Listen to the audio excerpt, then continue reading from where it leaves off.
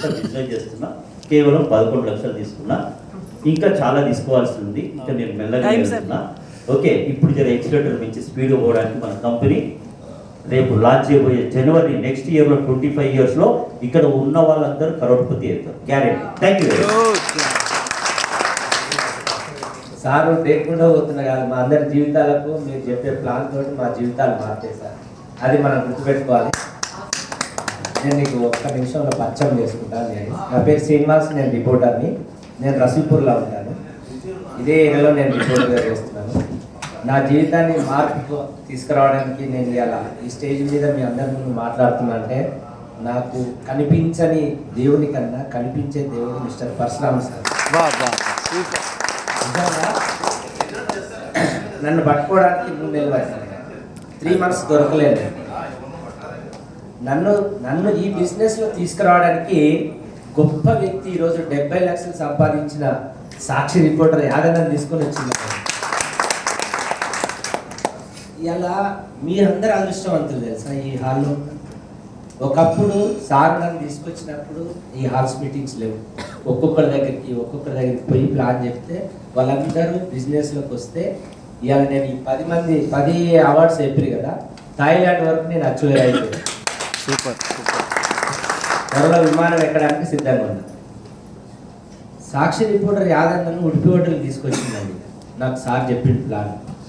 డబ్బులు వచ్చినాయి తమ్ముడు, నేను ఒక రిపోర్టర్ని, సంపాదించుకో, ఇంతకన్నా మార్గాలు లేవు. మన జర్నలిజం వృత్తి ఎట్లుందో నీకు తెలుసు, నాకు తెలుసు, ఏమనుకోవద్దు, చెప్పాల్సి వస్తుంది దయచేసి, రిక్వెస్ట్. అంటే డబ్బులు ఎట్లొస్తాయి అన్న, ఎన్నో బిజినెస్లు జరుగుతున్నాయి, రిటర్న్ ఎట్లా ఇస్తుంది కంపెనీ అని నేను కూడా డౌట్ పడితే నా అకౌంట్ చూడు తమ్ముడు అంటే అప్పటికే లక్షలు ఉన్నాయి, దమా ఖరాబ్ అయిపోయింది. నాకు ఏందన్నా ఈ పైసలు అంటే నిజం తను నేను తీసుకున్నా కదా, నువ్వు రా నాతోట్లా అంటే ఇవాళ నేను 2 లక్షల చిల్లర సంపాదించిన థాయిలాండ్ వచ్చిన. సూపర్. పరశురామ్ సార్ పోలీస్ డిపార్ట్మెంట్లో ఉంటూ మనందరికీ కారకుడు ఆయనే. ఇక్కడ పరశురామ్ సార్ తర్వాతనే బాలరాజ్ సార్, నేను, మీరందరూ అంటే సాక్షి రిపోర్ట్ తర్వాత ఆయన అనుకోండి. ఈ హాల్ మీటింగు ఇవాళ మేము మిమ్మల్ని రూపాయి అడగకుండా ఈ హాల్ మీటింగు డబ్బులు కట్టి మీ అందరిని కూర్చోబెట్టి 1 గంట సేపు చెప్తున్నామంటే మీ జీవితాలు మార్చడానికా కాదా? కరెక్ట్ కాదా? ఇవాళ మీ గంటన్నర సమయాన్ని మేము వృధా చేసినాం అనుకుంటున్నారా, లేకుంటే లక్షల రూపాయలు భవిష్యత్తులో మాకు వీళ్ళ ద్వారా వస్తాయి అనుకుంటున్నారా? ఒక్కసారి ఆలోచన చేయండి. ముందు కూర్చున్న వ్యక్తులు అండి వీళ్ళు నలుగురు, కామారెడ్డి, ఎల్లారెడ్డి, పిచ్కుంద, పిట్లం అని మహారాష్ట్ర దగ్గర అండి. అక్కడి నుంచి వచ్చిన వాళ్ళు దేనికి కాదు, మీరు గొప్పలే, మహిళలు వచ్చిండ్రు, మీరంతా వచ్చిండ్రు, పని వదులుకొని కూడా వచ్చారు. ఇలా సాయంత్రం దాకా డ్యూటీ ఉన్న వాళ్ళు ఉన్నారు, ఇట్లా 1 గంట సేపు 2 గంటల పర్మిషన్ తీసుకొని వచ్చిన వాళ్ళు ఉన్నారు. వాళ్ళు ఇలా అక్కడి నుంచి వచ్చిండ్రు. మేము కూడా పోయినాం, పిట్లం మహారాష్ట్ర పోయినామండి, మొన్న పోయినాం, గ్రూప్లో ఉన్న తెలుస్తుంది. వాళ్ళు ఇలా లక్షలు సంపాదించాలనే కసితోటి బాగా సార్ చెప్పిండుగా, దీంట్లో కసి ఉన్న వాళ్ళకు డబ్బులు ఉన్నాయి, ఇది ఒక గని. ఎంత దొడుకున్న వాళ్ళకి అంత డబ్బులే డబ్బులు. ఎవరు ముందు పోయినేం లేదు, వెనకాల ముందు సంబంధం లేదు. కాబట్టి మేము నమ్మినాం, కంపెనీ మీద భరోసా పెట్టినా నమ్మినాం.